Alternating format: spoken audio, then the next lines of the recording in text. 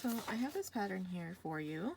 I have the different sizes. Now this was a hand-drawn pattern, so it is very roughly drawn. And I turned it into a PDF that you can print out. So for this example in this tutorial, I'm going to be doing a woman/teen size so that I can use myself as a model at the end of the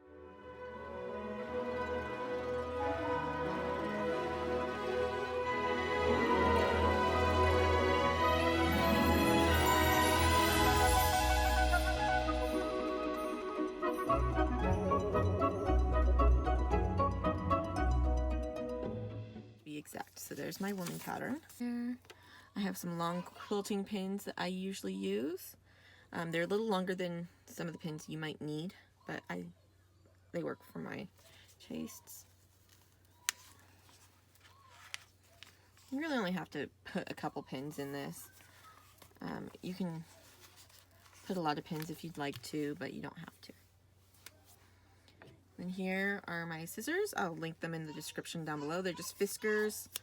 I use them for most of my supplies. I also have the thread nippers, I think is what it's called. They're also Fiskars. And then if it gets a little awkward to cut, just move it around. I know you're not really supposed to move patterns, but we're working with such a small piece.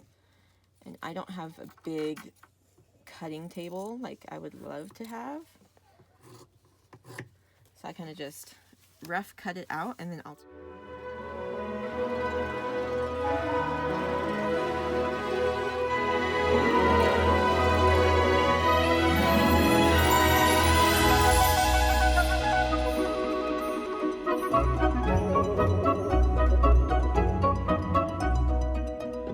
Side layer and an inside layer.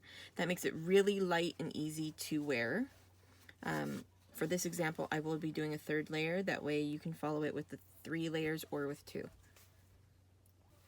Okay, so I've lined this up. You can see I already have had some cuts. So I just lined up the 2 layers of my cuts, and then I'm going to repin this.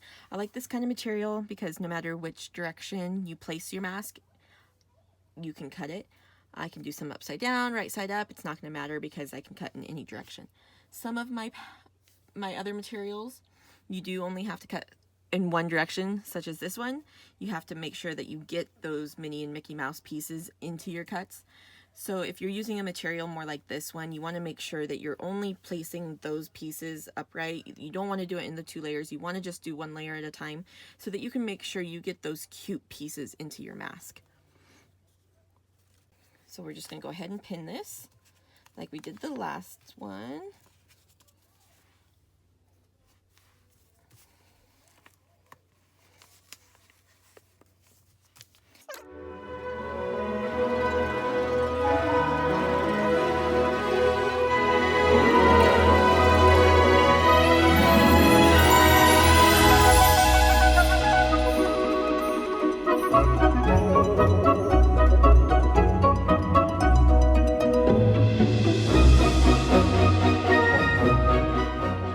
Comes out a little wonky in places. You can see here I kind of did a weird snip there, but that's okay.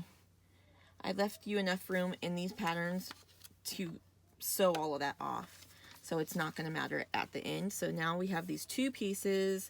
We have 2 inner pieces. These masks are reversible, so if you wanted to just wear it as orange, you could, or if you wanted to wear it as the Poison Skulls, you could. So for my triple layer masks, this is my preferred lining material. It's a lot softer. It's more lightweight, but it is still a little bit thicker. It's not quite as hot as some of the other fleeces and flannels. I think this one's called Cozy Comfy 100% Cotton Fleece. This is the easiest way I found to make a really fashionable mask that you can have fit everybody in your house. I have my husband, usually I make him the extra large masks because he's a pretty big guy. He's about 6 foot tall. He's got a big mountain man beard, and the extra large is just kind of meant for the bigger guys like that. Any of your average size gentlemen, you can use the regular man size. Okay, so now we have our 3 layers all ready to go. You can use a contrasting colored string thread, or you can use one that matches pretty well. For this one, I think I'm going to use an orange thread. Okay, here we go. I already have a bobbin filled. You can see it here. It's very easy to find. I usually only have one color of each type of color. So I have one type of orange. I have 1 to 2 types of yellow, because I do use that one quite a bit. 1 to 2 types of red, 1 pink, 1 gray, 1 black, 1 green. That way they're very distinctive and easy to find the thread colors when I need them.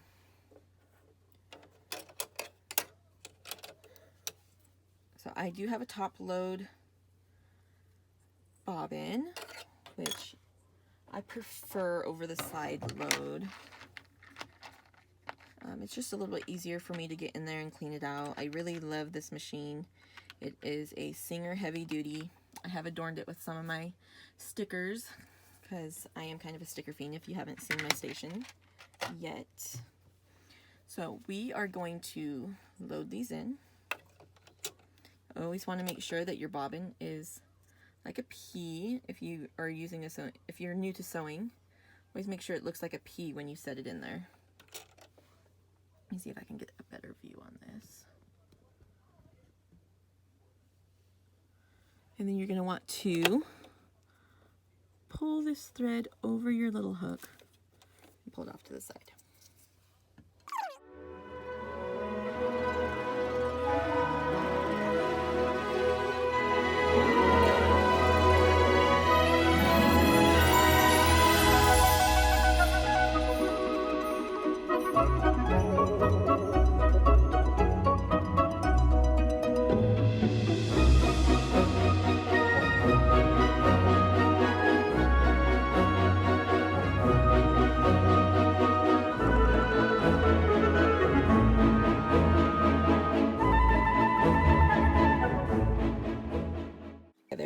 Now, you can go through and pin these together.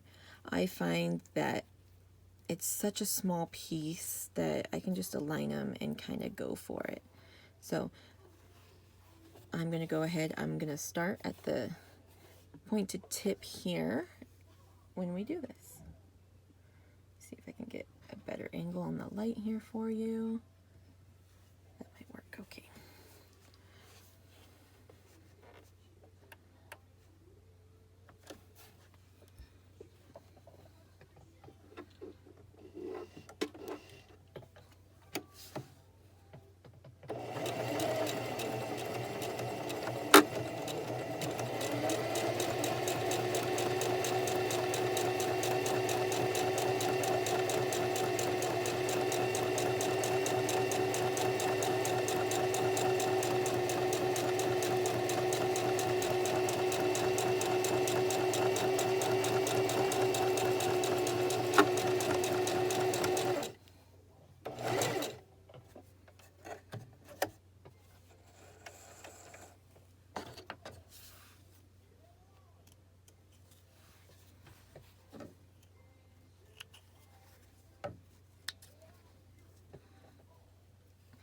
Now when I start this here, I do end up with a little bit of a gap.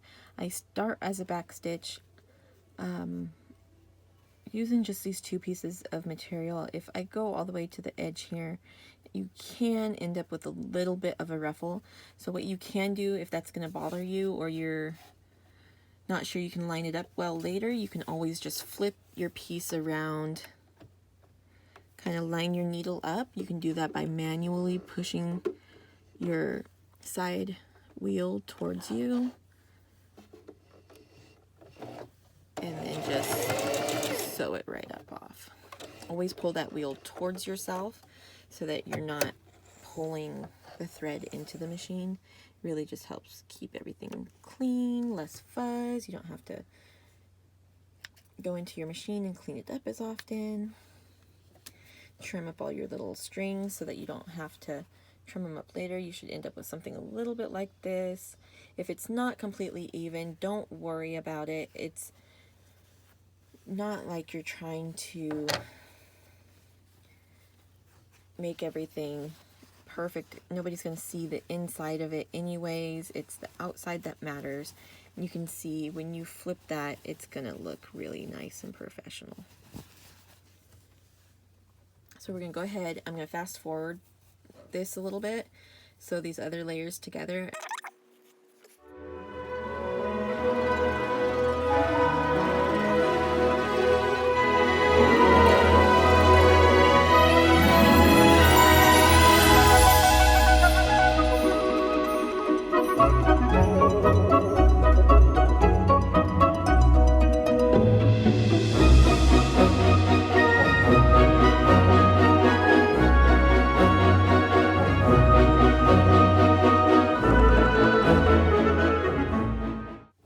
Sewn to themselves here. So I'm going to go ahead and trim this each layer up just a little bit to where I'm left with about 1/8 of an inch past the seams here on all of these materials.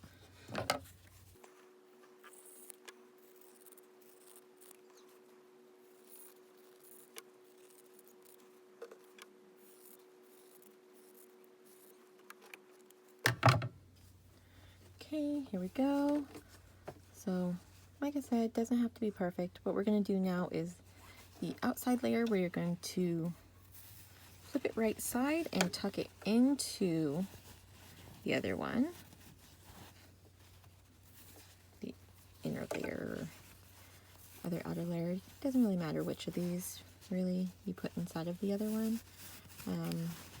Just want to make sure that you line up the two seams right in the middle.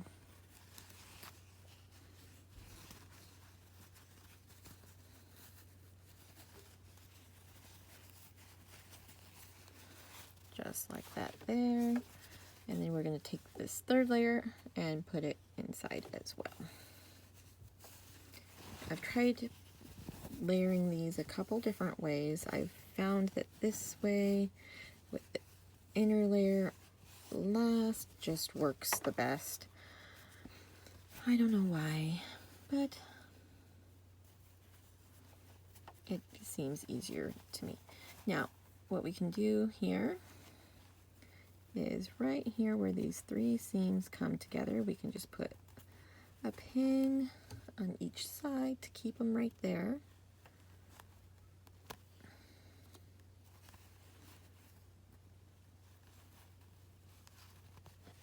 That way your seams stay together as a seam. Now what we're going to do, we're going to sew this top in one solid sewing, I don't know how to say that, one solid go of it, I guess.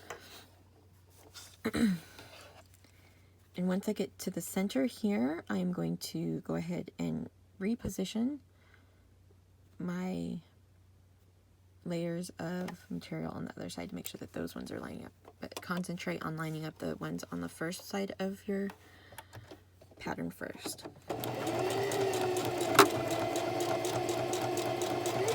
As you do this, you take your time, go as slow as you need to. A lot of people have never sewn on a machine before.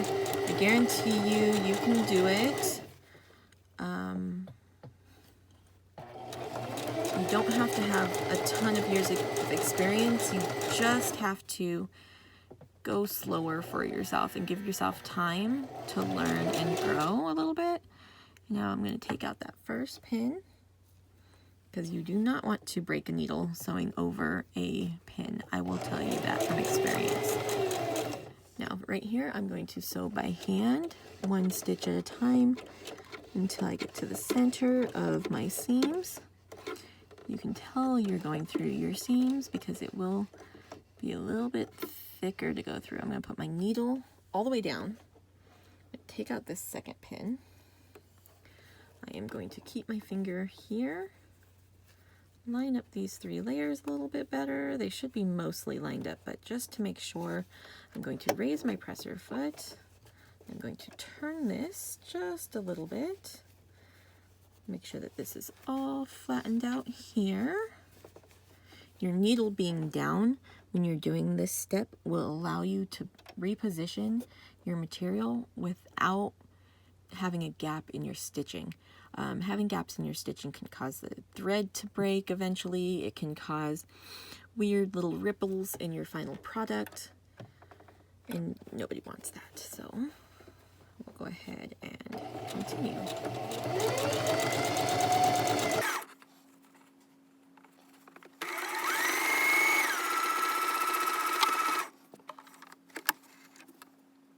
Okay, so now what I always do is I just run my fingers through the seam and I make sure that we caught all 3 of those layers along the whole thing. There's times, especially when you're going faster, that one of these 3 layers might slip and you don't quite catch it all the way. I'm going to look at it a little further back, make sure it looks fairly even across the whole side. If you don't get all the way to the edge here, that's fine. We're going to flip that in anyways. Now we're going to do the same process on the bottom. So again, I'm going to go through, I am going to line up those 3 seams, pin on each side of those 3 seams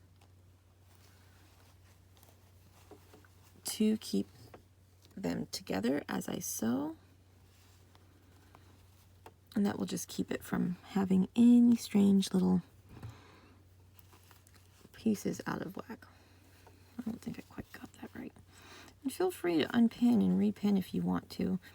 It doesn't have to be exactly perfect, but it will have a better final look to it if you get this lined up.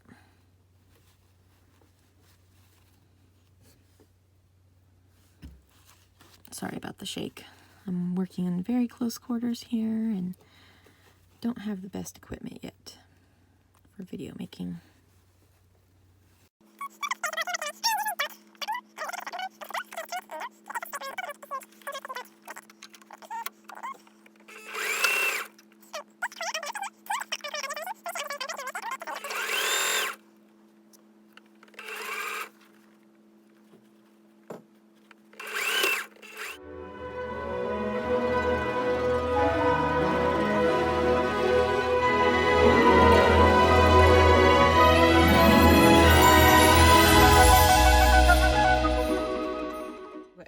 Actually going to look like.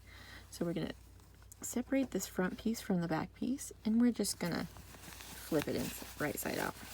I wanted to say inside out, but it's already inside out. So sometimes when you do this, you don't realize that you actually did miss a piece where the seams should have come together and they didn't. So just flip it inside out again and redo that. So once this is all flipped, press it with your fingers and flatten it out. Get it nice and even. So now you have what your mask is going to look like. You almost have a final product. So we're going to do this part. It's super simple. So what you can do is you just kind of tuck fold this in on both sides. So what I'll do is I use a standard size elastic. It really depends upon what elastic you're using as to how long you want your length to be. I have a pretty big spool of elastic that I've been using for a while. It's pretty stretchy. I can stretch it pretty good, but it can loosen when you put it through the washing machine, especially if you use a high heat on it. So I usually use a standard 21.5 centimeters for my woman size masks. You do want to measure yours own though and make sure that it's not going to be too short or too long for you.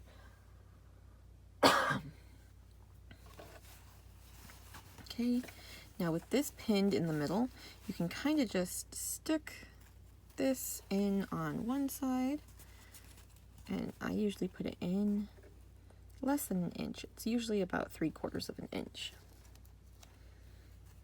And I just pin it there, and then I make sure that keep this to where it's going to be one piece and you just turn it and tuck it in. Oh, wee.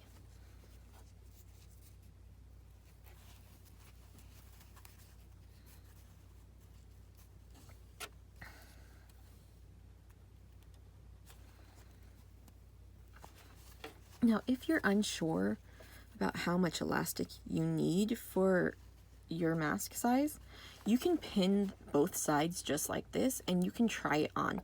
All of the tips of the pins are going to be on the outside of the mask, so this allows you to put it on your face, or say on your husband's face or your child, without sticking them with any of these. Just make sure that you're poking out towards the front of the mask so that when they try it on, they are not in any danger of being stuck with any needles. So you can go ahead and do the same thing on both sides here. That way, if you need to loosen it or lengthen it, you can do that before you sew. It is quite a pain to have to undo stitching just to readjust your elastic.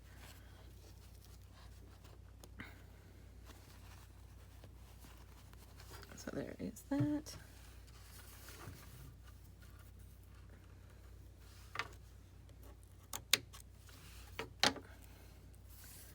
So here is my other piece of elastic. Again, make sure that you have it to where you're putting it in the right way. You don't want it to be all curled up in there when you're pinning it or when you're sewing it on.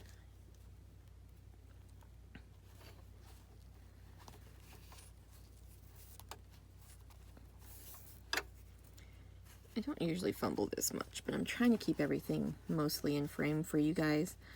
Makes things a little bit harder to work with when I'm looking at a camera instead of the actual product. So just kind of like this, you can kind of hold these down as you're sewing to make it a little bit easier on yourself. And what we're going to do is we're just going to start about here. We're going to back stitch and go straight down and then back stitch, and then we're done. If you want it to have a little bit more protection, you can sew in, back stitch, and then go again. That will give the end of your seams 3 layers and really lock those stitches together. So sometimes right here, right at the beginning, it can be a little bit thick, depending upon your sewing machine, how high your foot goes. I usually just use my scissors to kind of tuck it in, make sure it lays flat. This pin right here is going to get taken out right now because I don't want it in my way as I'm sewing. So I'm going to try and make sure that this piece here is laying nice and flat and my elastic is as far up as I can get it. So what I'm going to do, I usually like to do that first stitch by hand just because your thread can get pulled back out depending upon your tension. It's a pain to chase thread, so.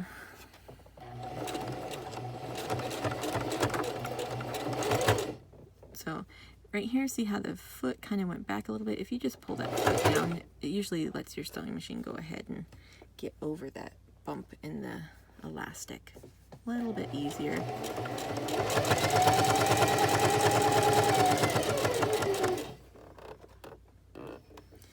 And don't worry again about being super perfect.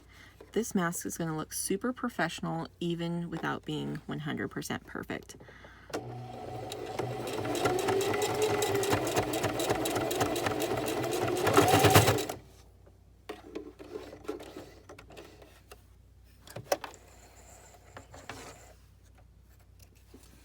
So that side of the mask is completely done. You can see we have the elastic. We just have to trim off all these little threads here.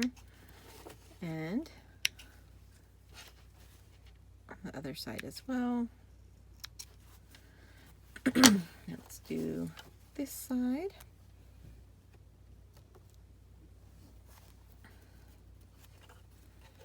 I don't like the way that part's looking, so I'm going to readjust this real quick.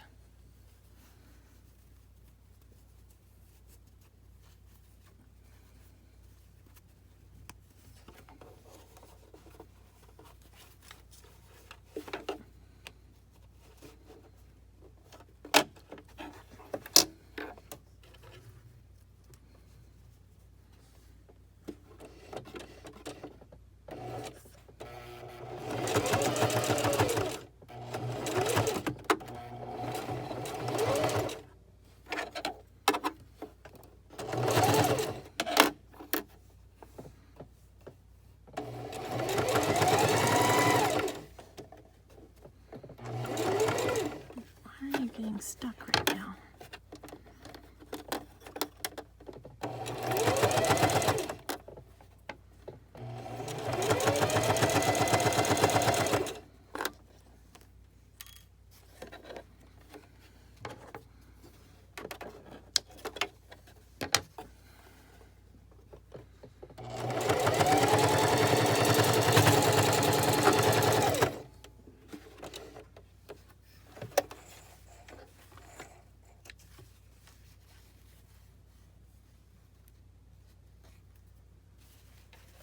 Okay, so this side is all done now too. You have a finished product, finished nipping of the threads. If your first one doesn't come out 100% perfect, it's okay. Don't worry about it. If you really want to be selling these, you want them to be a little bit more perfect, but the first couple aren't going to be on your shop. Use the first couple, practice on your family for a few masks. They need them anyways. Now you have this beautiful, beautiful mask. You can wear it as orange by just flipping it like this, or you can wear it as crossbones. So, thank you very much, and I will model it for you in a moment.